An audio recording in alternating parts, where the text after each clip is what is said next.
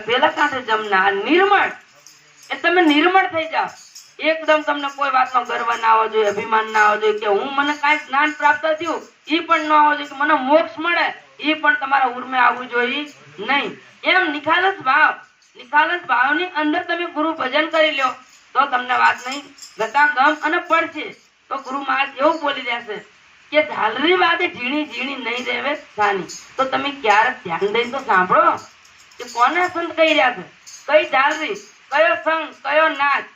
કયું આ ઝાલર વાગ્યું છે તો તમે ક્યારેક ક્યાં વહેલા ઉઠી અને સંત મહાપુરુષ સંતો બધા જે કરીને ગયા પામી ગયા આવા સંત શિરોમણી સંત કહેવાય એને રોહિદાસ શિરોમણી સંત કહેવાય ગત ગંગા જેના આંગણે પ્રગટ થતી હોય ડૂબક્યું મારી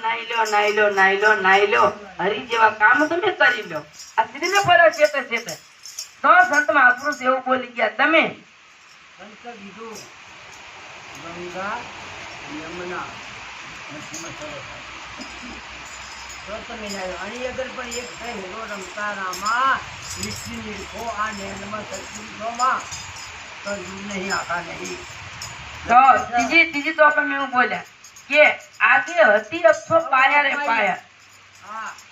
આગે હતી અપસો પાયા રે પાયા આ પૂરણ આપણી પ્રીત છે આજકાલની પ્રીત નથી આપણે આદિ અનાદિથી આ પ્રીત કરતા આવ્યા છીએ આપણે જ્યાં દરેક આયા જ્યારે આ કૃષ્ણ ઉત્પન્ન થઈ અને આ તન પ્રગટ થયું એમાં સત્પુરુષ પરમાત્મા આયા શરીરમાં સબકટ મેળા થાય કોઈ કટ ખાલી નહીં આ આયા અંદર ત્યારથી જ આ સ્વરૂપની અંદર પરમાત્મા આપણા ઘટની અંદર રમી ગયા ના બોલો સમજાવ તો સદગુરુ મહારાજ એવું કહી ગયા તમારી વાતનો ટેકો આપી દે હા બરોબર ઓકે આગે હતી અક્ષો પાયા રે પાયા પૂરણ પ્રીતુ પીછાણ્યા નહીં રેવે સાની તો ખેમકેરા ત્રણદાસ ત્રિકમ બોલ્યા આ વારે કુરબાની મને જ્યારે અવની અંદર મને પરમાત્માનો અવતાર મને મળે તો હું મારા ગુરુના ચરણમાં અર્પિત થઈ જાઉં મારો ફેરો સફળ થાય મારો ફેરો પોકટ જાય નહીં એમ વારે કુરબાની દઈ દઉં બોલો આ સંત કેવું બોલી રહ્યા કે વારે કુરબાની આપણને આ અવતારની આપણને ખબર નથી આ સોનેરી અવતાર આપણે પડ જાય તારી લાખની મુઆ તું ક્યારે તો જાગીને જો આ એક પડ તારી લાખની જાય એમ ગંગા સતી બોલ્યા 21,600 સુવાસા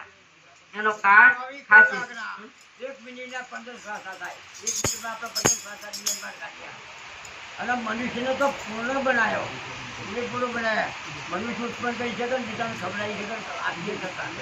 આ પશુ પક્ષી હતા જે વનસ્પતિ છે આપી શકે એ તો પ્રગટ થઈને મેં અંદરથી કુદરતી ઓટોમેટિક પ્રગટ થાય અને સત્પુરુષ પરમાત્મા આપણો મેળવવા હતો મનુષ્ય સત્તા સિવાય તો ના મારે મનુષ્ય સત્તાને પૂર્ણ બનાવી એ ઓળખાણ ઈચ્છા બધું કઈ જતા બોલો તો ભરવા ગાય ચારતા કરતા દી આથમી ગયો તમે એક ગાય જુદી પડી ગઈ ભરવાડના ટોળામાંથી ગાય જુદી પડી ગઈ ગાય જુદી પડી ગઈ દી આથમી ગયો તો ગાયની પાછળ વાઘ આવ્યો ગાયને મારવા માટે વાઘ આવ્યો એટલે ગાય તળાવ હતું ખેતરમાં એટલે તળાવમાં પડી ગઈ ગાય તો એની પાછળ પેલો સિંહ પણ પડ્યો હવે ગાય તો ઊંચી એટલે પાણી હાલી જ હાલી ગઈ સિંહ એની પાછળ ગયો સિંહ તો નીચો હવે બે અહીંયા સ્થિર થઈ ગયા પાણીમાં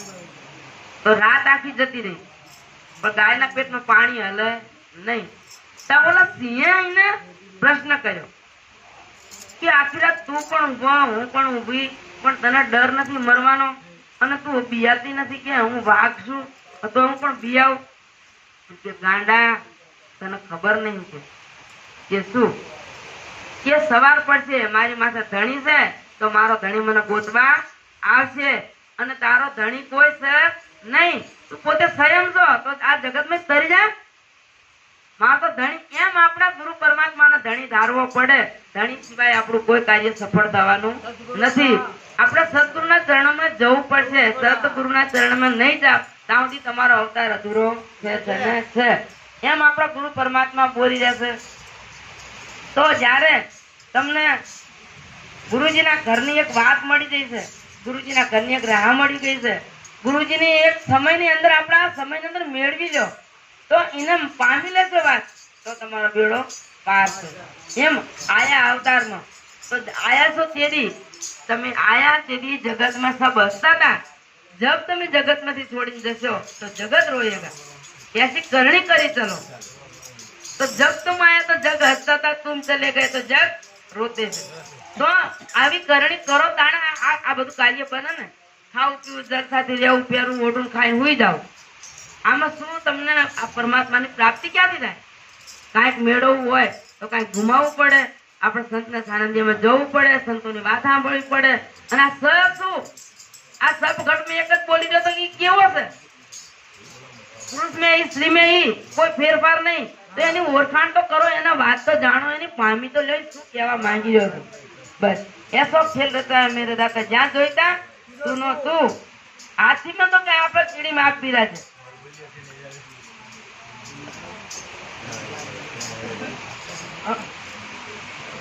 વરસાદ આવે છે તો લીધું માય આપણે હવે માય કાઢનાર છે હવે કઈ નથી નહીં. નાવમાં નથી આ ડૂબેલા બોલો. એ નાવમાં નથી આ ડૂબેલા. બોલો સત્તા કરું મહારાજની જય.